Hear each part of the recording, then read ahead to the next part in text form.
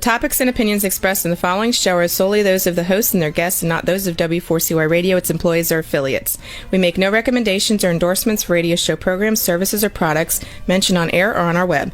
No liability, explicit or implied, shall be extended to W4CY Radio, its employees, or affiliates. Any questions or comments should be directed to those show hosts. Thank you for choosing W4CY Radio.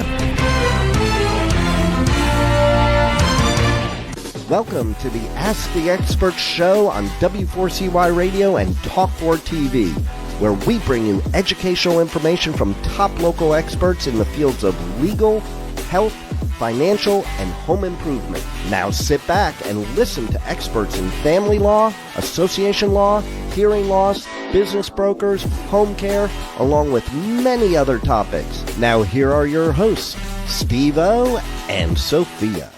Hey, good afternoon, Dallas, Fort Worth. Actually, good afternoon, Texas. Welcome to another Ask the Expert show where we bring you, for the last 16 years, the top experts in the field of legal, health, financial, and home improvement. We get literally hundreds of emails and text. You are so good at that, and you keep asking us to add new shows, new show topics. We stay pretty much full without a way to add new topics. But we lost one of our experts, very sad story, not going to get into it, and it left us an opening. We went back and looked at where most of our letters come from, asking us to add a show on buying and selling a business. And we made a decision that we were going to fill in that spot with one of the greatest business brokers in the state of Texas.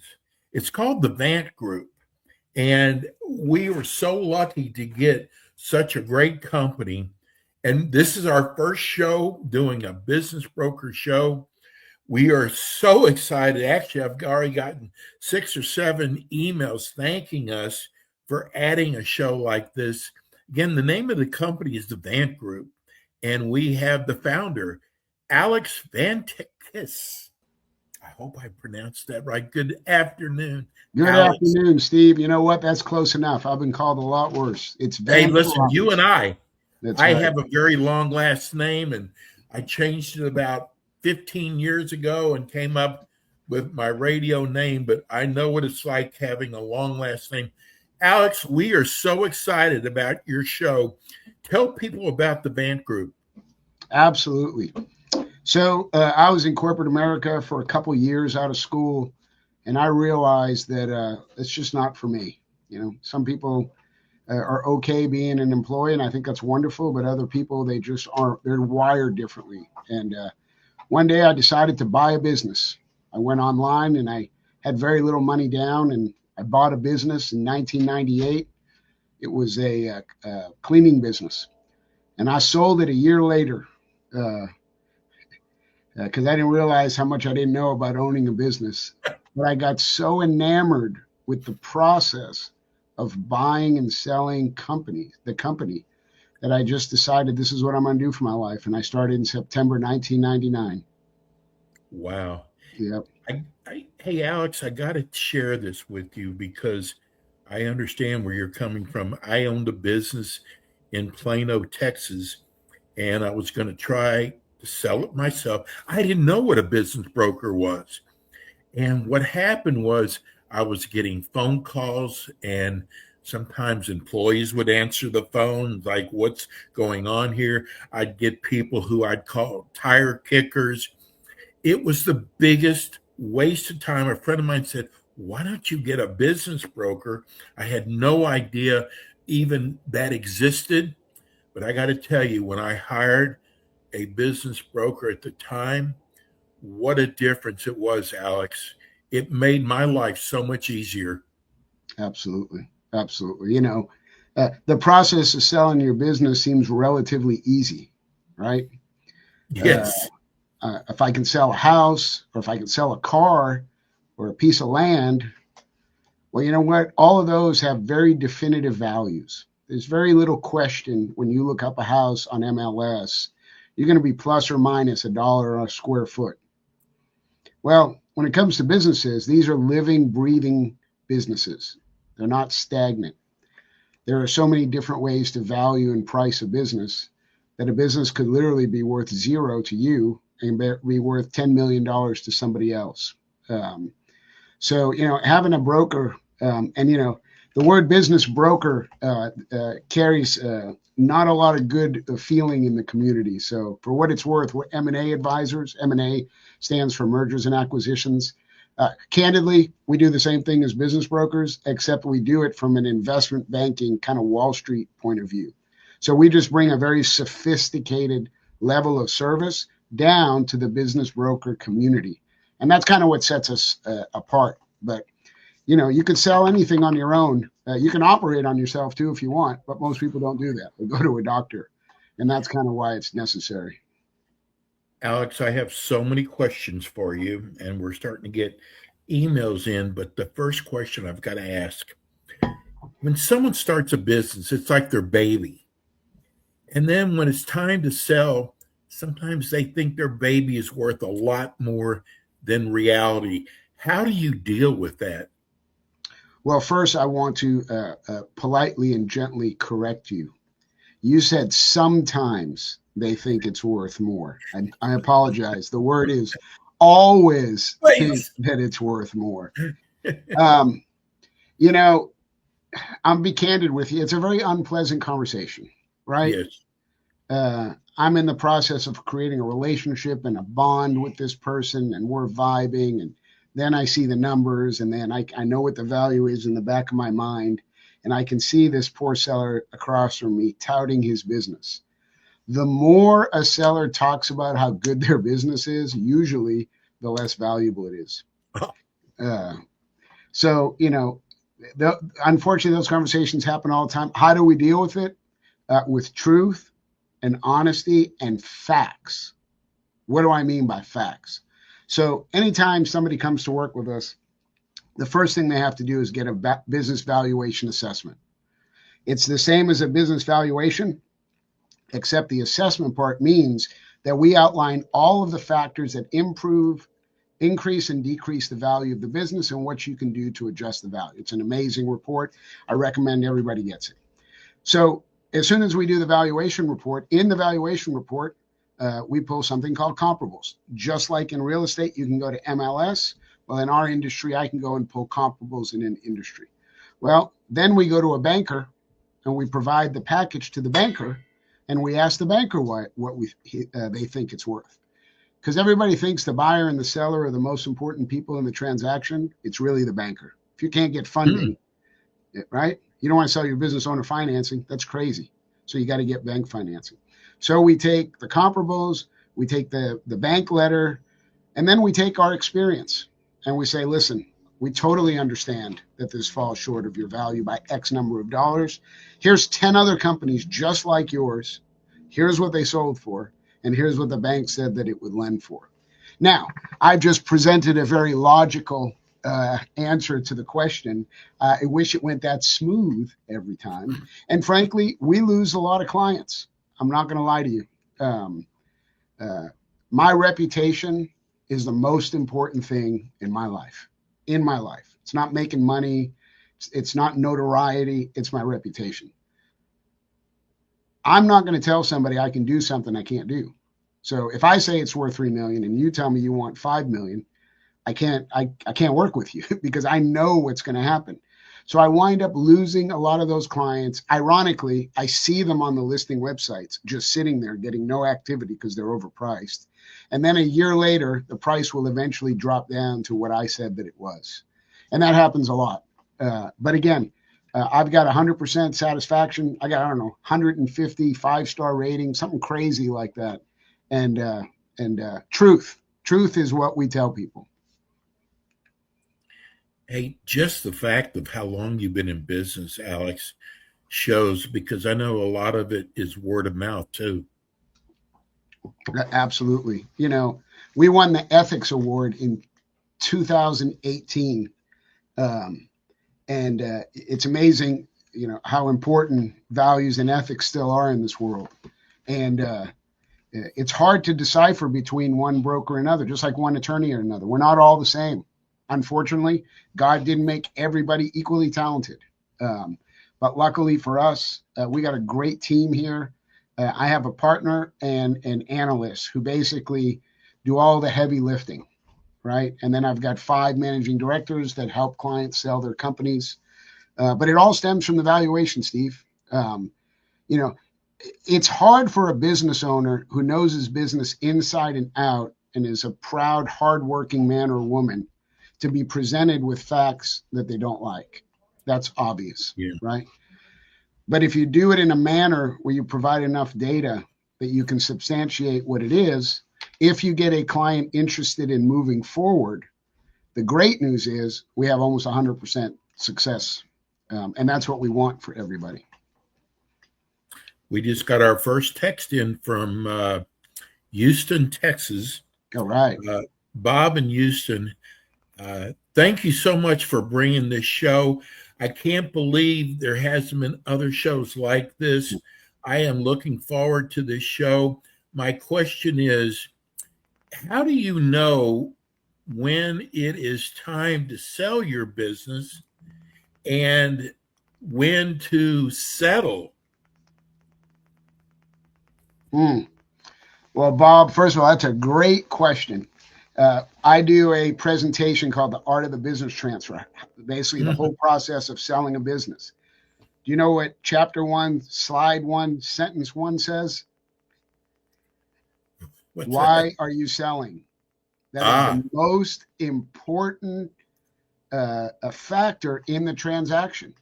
So Bob said, how do you know? I'll get to the how do you know, but let me tell you why it's important.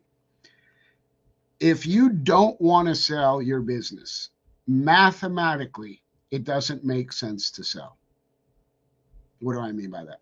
Let's say you have a business, a smaller business that does 5 million in revenue and 500,000 in profit. Okay. That business is going to get roughly $2.5 million, roughly 5 times earnings. Okay. And after you take out taxes, let's say it's just capital gains, you're left with $2 million. So what do you think the thought process in my seller's mind is? Well, I make $500,000 now. If I get $2 million, that's 4. I might as well just I might as well just work 4 years. Okay, the seller that you just heard, that's not a seller. That's not a seller. Mm-hmm. That's somebody that is interested, but they're not a seller. And why that's important is if you're going to sell, you got to be all in. Because people that don't want to sell, they're going to draw lines in the sand that are unrealistic. And you're going to wind up wasting a lot of time. How do you know when you should sell? Very easy. When you wake up and you would rather do anything in life rather than step foot in your business, number one, burnout. Burnout is the number one reason why people sell. Number one reason. The second reason that you know you should sell is when your business is growing too fast for you, right?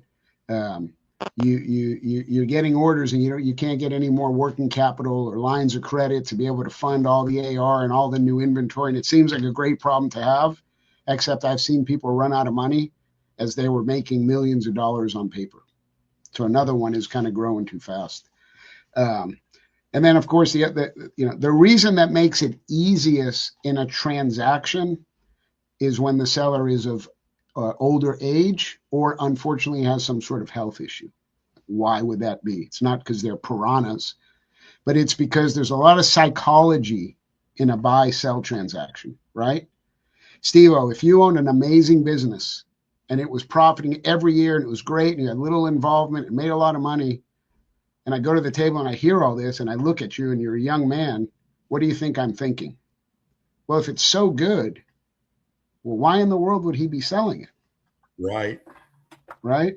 So the psychology of these things is extremely important. Now, if I'm sitting across the same table and Steve-O is 80 years old and he's on a respirator, well, it's obvious that there's a legitimate reason. Now, there could be a legitimate reason when Steve-O's younger, but you have to slowly build down the walls of trust. And one of the reasons why we are so successful, I just told you how honest and direct we were with sellers. We are equally honest and direct with buyers. We will put in our packages. These are the 5 amazing things about this business. And then right under that, what do you think we put? These are the 5 weaknesses, or 6 or 10 or whatever the number is. Now, we're not dummies. All the weaknesses that we put, of course, we put a little action plan how you, the buyer, can turn these weaknesses into a strength. But the last thing that we want, Steve-O, is to do a transaction and not tell the buyer everything that we know he's going to look up in due diligence. And then a week before closing, he gets to that and we kill a deal. So what we do is we know all the good and bad about these businesses. And we make sure that we tell the buyer everything up front. And again, what does that do? That increases trust. And by the way, you'd be surprised. We have buyers trust us so much, they'll say something like this. Hey, do you think I should offer 2 million or 2.2? Because I really want this to. I know 2.2 is stretching it. Like, what do you think? And of course, we got to do the proverbial, let me really, you know what? Let me get back to you on that. It's 2.2. But I'm not joking. We've literally had buyers ask us to put in a letter of intent for them. Now, again, you got to understand the businesses that we represent are quality because we've done the valuation. The seller has a legitimate reason for selling, and the seller is okay with the valuation. And you go to I don't know how many businesses you've tried to find for sale, but for every one good deal out, no joke, there's 50 deals that really aren't good businesses. Wow. Yeah. And what's interesting is the supply is low. Are you ready? The demand is high. So we've got a business right now that has 4 years of declining revenue. Let me say it again. 4. Wow. We had 257 buyers interested in it. For declining?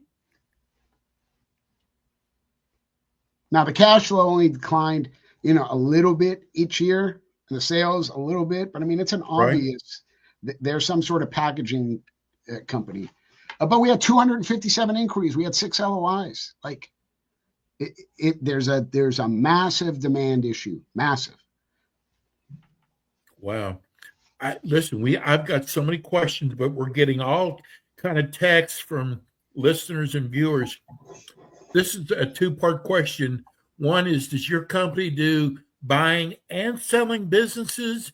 And the second one is, what is a good business area to go into? Phenomenal questions. So the Vant Group, the M&A firm, the business brokerage firm, we don't buy or sell any businesses. I'm sure that maybe she didn't mean that, but a lot of people assume that we also do that. Now, having said that, I actually personally buy and sell businesses. Some of the businesses that I see are so good, I actually negotiate with the seller before they come. Having said that, we do sell side work for somebody that does not have a buyer. They don't know the process. They don't have a buyer. We do facilitation. Somebody approached them. They don't know how much their business is worth and they need representation. That's called facilitation. And then we do employee and partner buyouts. That's obvious, employees and partners, okay? Then we do buy-side representation. The best way to build your business, not the best way, one way that every business owner should use to augment the growth of their business is through acquisitions. So we do buy-side work for corporations. So there was a lawn care business in Fort Worth that wanted a lawn care business in Dallas. We found it for them. We negotiated for them. We did the due diligence. We got bank financing and we did the legal work. So that's corporate. We also work with a lot of individuals like me. In 1998, when I was looking for a business and I didn't know what I was doing, I could have hired the Vant Group to guide them through the process. The second question was, what's the best type of business to be in, or best? It's kind of like dating. Everybody's got their own flavor and opinion, right? I will tell you my opinion, and then I will tell you what other people believe. In my humble opinion, and I have a little less risk than most, and I like cash flow maybe more than others. I buy service businesses only. So I'll give you an example. I bought a catering company. And why in the world would anybody do something so ridiculous? Because it had 30% profit to the bottom line. Wow. And before COVID hit, we were doing $3 million in revenue. So certain businesses do very well. Why did I like that business? It had very little hard assets, which means if I wanted to go from $1 million to $2 million, I buy a couple pots and pans, an oven, and a truck, and I just put $1 million of revenue down. Service businesses have a lower multiple because they have lower asset value. And in my opinion, service businesses are much easier to grow than a manufacturer or a wholesale or a construction. That's my opinion. Now, other people would say, look, I'm not buying a bunch of pots and pans. Give me something to touch and feel. Well, those guys are going to go buy asset heavy businesses because they want to have something to feel and touch. But the best businesses, why don't I tell you the best attributes to look for? Okay. Increasing revenue in the last 3 years, a workforce that on average has been there a considerable amount of time, same with the clients, accounts receivable that's under 30 days, some sort of recurring revenue. Those are probably the top 5. If you can find those 5, that is a strong, strong business. You know, I got to tell you, Alex, when I was talking to Michael, I said, the show goes by so fast. Your show has gone by even faster. We're running your contact information on YouTube, but for all the people listening on iHeart, radio, Spotify, tell people how they can reach you. Absolutely. Easiest way to reach me is email, alex@thevantgroup.com. You saw the company name on the bottom. It's a little hard to spell, but it's thevantgroup.com. I'd love to talk to anybody. I love talking about deals. If you got questions, even if you don't want to buy or sell, I'd love to talk to you. As a matter of fact, if you email me, I've written 2 books. One is called Entrance. That's for buyers. And Steve-O, what's the one for sellers called, you think? Entrance and exit. Ouch. Yeah, I'm not that much of a marketing genius, so I came up with easy words. So if you email me, I will email you a PDF version of either or both of those books. Well, I got to tell you, for your first show, I am amazed. We had some questions I wanted to get out. We're going to have to do it next month when you're back on. We already got 4 people saying your show's not long enough, but hey, he'll be back again next month. Alex, great job. Amen. We'll see you next month. I can't wait. God bless everybody listening. Take care. The Vant Group. Thank you. And we're going to go to break. When we come back, we've got more Ask the Experts.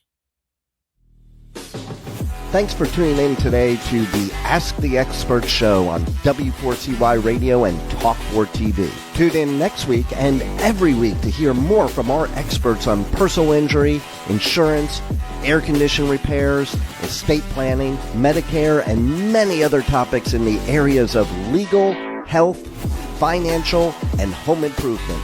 See you next week.